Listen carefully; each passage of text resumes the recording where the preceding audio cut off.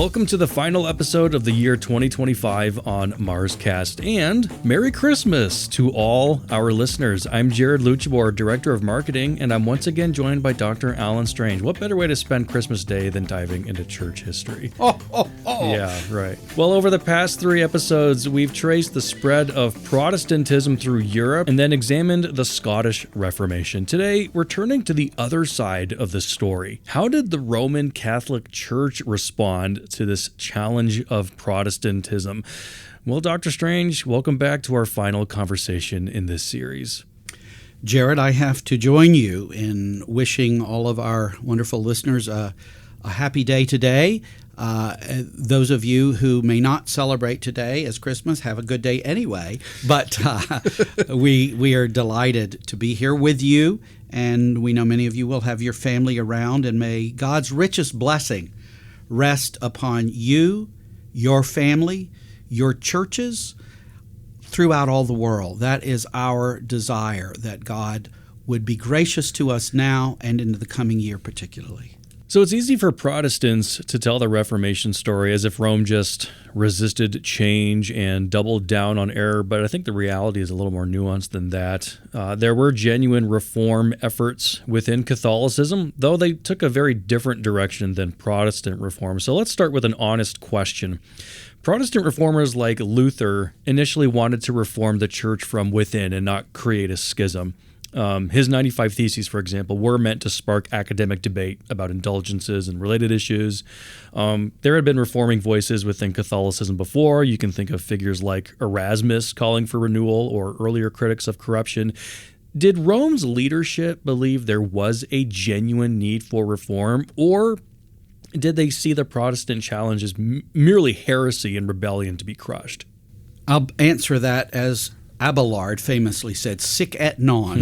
Yes and no. Yes and no. And what I mean by that is certainly many saw, you can think of Erasmus, the need for moral reform. It was hard to argue when you think, particularly you think of a book like Bad Popes that I mentioned as we come up to the Reformation, all the things that the papacy and some of its incumbents were involved with.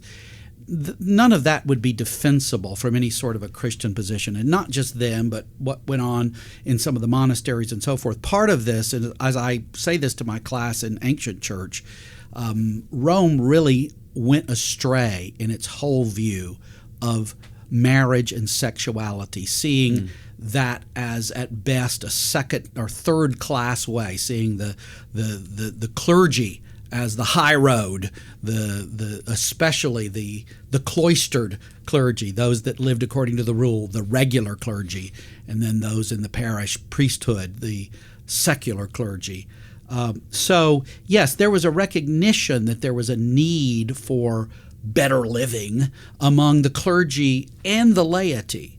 You certainly had that. But what ultimately, and it's sort of there in a lot of Roman leaders, but what will become really clear in the Roman Church, even in the aftermath, and particularly as you move to Vatican I in the 19th century, is the notion that reform as such doesn't properly apply to the church. The church is ultimately going to be said to be irreformable because the church is not capable of error. It's infallible. The locus of that infallibility is going to be placed in the papacy especially. I mean, again, the papacy had thought so for a long time, right, that was the locus. But there's a certain sense in which, because of that, it's actually not correct to speak about the Roman Catholic Reformation. I mean, there's a lot who speak of it these days that way. I think that's being a bit politically correct, if I may say so. I think it's better to keep the older term,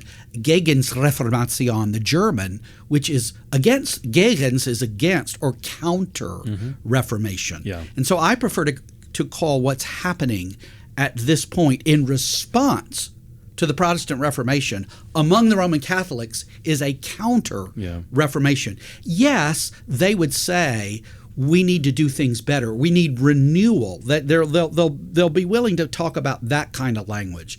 But actual reformation, they're very touchy about that because they think, as far as doctrine is concerned, they've got it right. and they've always had it right. So moving in, we could say, figures of the Counter-Reformation, before Trent, we can talk about before Trent and then the Council of Trent as you choose when we get there. But let's begin with Torquemada, Tomás de Torquemada, 1420 to 1498. He was a Spanish Dominican. He was the confessor to Ferdinand and Isabella, and he becomes the Grand Inquisitor, probably the most notorious one in the Spanish Inquisition. He particularly is involved in driving the Jews and Muslims out of Spain, punishing heretics. The Inquisition had been founded in 1232 to ferret out heresy, and it really got developed and would even turn to the state and seek for the state to impose torture upon people to get them to confess as they thought they should. And they published things like the Index Librorum Prohibitorum. These are the books you should not read, right? And there are others here we could talk about: Sadoleto, Contarini, Loyola. Loyola is an interesting case, right? He was a Spanish mercenary who was wounded in the leg during the siege of Pamplona in 1521. And Loyola, during his convalescence, read a life of Christ and biographies of the saints and was moved to become, as he put it, he had been a mercenary. He wants to become a soldier for Christ. And he wrote his spiritual exercises in 1522 and 23. And the spiritual exercises become very, very significant. It's to be extended over 4 weeks. I have it here in the Latin. I won't bother you with that. But basically, the point is that Loyola laid the foundations for the Society of Jesus in 1534, when he and 6 companions, among them Francis Xavier, many know the Xavier name, and Peter Faber, made a vow of poverty, chastity, and of a pilgrimage to Jerusalem, if possible, followed by a life devoted to apostolic laborers. So Loyola was ordained in 1537, and the Society of Jesus was solemnly sanctioned by Paul III. These are the Jesuits, and they became the Pope's shock troops, opposing the Reformation and seeking an advance on Rome's agenda at every front. So they were really formed as an order to oppose the Reformation. So this is one of Rome's approaches. I should say this: there was the Fifth Lateran Council that met 1512 to 17, note those dates, summoned by Pope Julius in 1511, and they dealt with a number of things, particularly achieving a general peace between Christian rulers and church reform, renewal of life, and defending the faith, rooting out heresy. So given, though, the doctrinal, moral, and ecclesiastical state of affairs, that was too little too late, really. So you're going to move to the Council of Trent. All right, let's talk about Trent. It met in 3 sessions between 1545 and 1563, so basically spanning the entire middle of the 16th century. Tell us more about the Council of Trent and what it accomplished. Well, it's important to say this, I think, Jared, that this is the great council of the modern church. Our listeners should understand this, that up until this point, the point of the Reformation, you had a number of general ecumenical councils, and the number of them had increased, as those who may recall the talks that we had together about the Middle Ages. You had a lot of these ecumenical councils meeting. And so, as I mentioned, that you just had this last one meet, the Fifth Lateran Council, just before Luther nailed the 95 Theses on the door, or glued, as you like to say. That had just happened, but it was too little too late. It didn't really deal with what Luther and Calvin and all of those were concerned with. So why was the Council of Trent called? Well, and I should say this. This is what I was going to say. You have the Council of Trent, and then you have Vatican I in the 19th century and Vatican II in the 20th century. So in the modern church, and Trent is what takes us, we would say, into the modern church, you've only had 3 councils: Trent, Vatican I, and Vatican II. Those are the councils. But they're especially Trent and Vatican II are big councils. They have a great deal to say. And so what's the reason for the council from a Roman Catholic perspective? There was deep division in the church from the Protestant Reformation. There was a desire for an ecumenical council on the part of the Pope, the bishops in council, the magisterium, to reject the errors as they understood them against the faith. Justification was one of the great concerns. To add strength to the official teaching, to restore the unity of the church, to reform the standards of the Roman Curia and of church discipline. And the circumstances of the calling are interesting. They go back and forth. I mean, we're in the 1530s here, and the Pope wanted it on Italian soil. There was an attempt to have it in Mantua and Vicenza, but the Germans and those of the Holy Roman Empire more wanted it on German soil. At Trent succeeded because it was sufficiently north enough that it could be under the control of the Germans, but it was on Italian soil, but it took a long time to come to that. It took years of negotiation. I mean, they started in the 30s. It doesn't meet till 1545. So it took a long time. And since the German Protestants rejected this council summoned by the Pope, over which the papal legates would preside, only Catholics took part in the council. So they were not, the German Protestants did not take part. And there, as you indicated, there are these three periods. In the first period, 1545 to 48, sessions 1 to 10 is really important. They deal with a number of things: Scripture, tradition, original sin, justification, and the sacraments in general. Let's talk about justification, if we can, from the sixth session.